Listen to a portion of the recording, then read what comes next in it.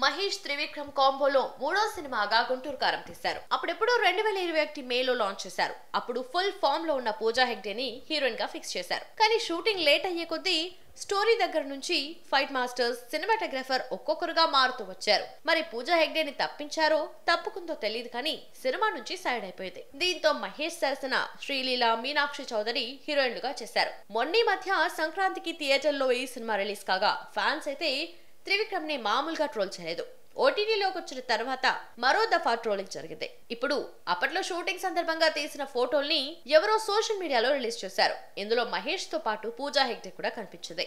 ఈ ఫోటోలను బట్టి చూస్తే శ్రీలీల చేసిన అమ్ము పాత్ర పూజా చేయాల్సిందే, మీనాక్షి చేసిన బుజ్జి పాత్ర శ్రీలీల చేయాలి. తాజాగా రిలీజ్ అయిన ఫోటోల్లో పూజా లుక్ బాగుంది. దీంతో ఇంత మంచిగా ఉన్న హీరోయిన్ ని ఎందుకు తీసేశారా బాబు అని నెటిజన్స్ దర్శకుడిని ట్రోల్ చేస్తున్నారు. అది సంగతి.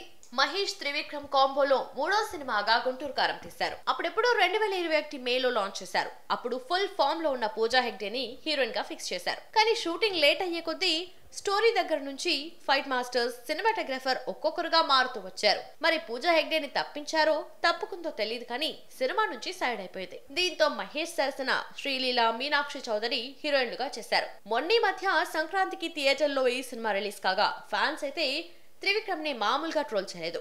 ఓటీటీలోకి వచ్చిన తర్వాత మరో దఫా ట్రోలింగ్ జరిగింది. ఇప్పుడు అప్పట్లో షూటింగ్ సందర్భంగా తీసిన ఫోటోల్ని ఎవరో సోషల్ మీడియాలో రిలీజ్ చేశారు. ఇందులో మహేష్ తో పాటు పూజా హెగ్డే కూడా కనిపించింది.